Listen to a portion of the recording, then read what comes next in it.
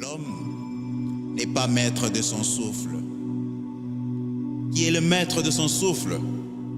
Le riche, l'intelligent, le sage, le fort, les pauvres, les faibles. Qui? Personne. Qui que tu sois, tu n'es pas maître de ton souffle pour pouvoir le retenir. L'homme n'a aucune puissance sur les jours de la mort.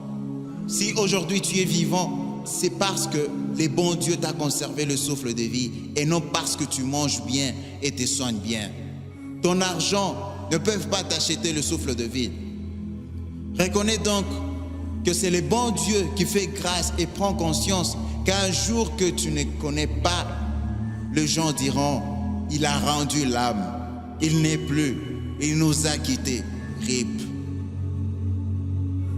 Je voudrais m'attarder un peu sur ces propos que l'on écoute après la mort de quelqu'un.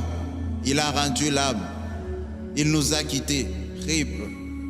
Ces propos révèlent clairement que l'homme n'est pas que le corps, mais il est formé par les corps, l'âme et l'esprit.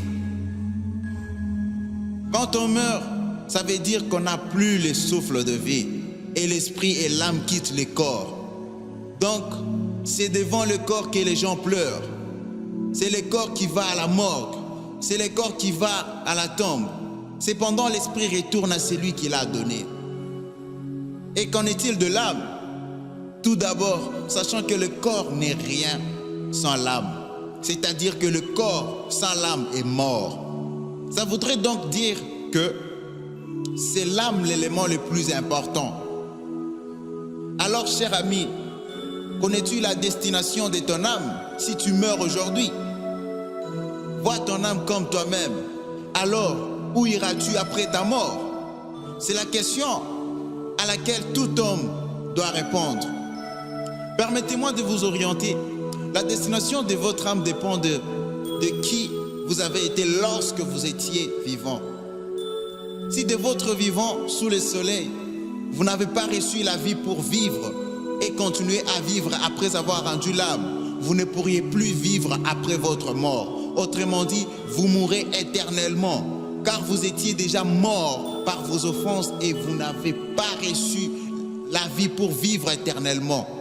En effet, tous les hommes ont péché contre le bon Dieu et sont privés de la vie, car le salaire du péché, c'est la mort.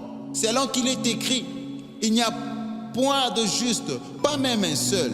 Nul n'est intelligent, nul ne recherche Dieu. Tous sont égarés, tous sont pervertis.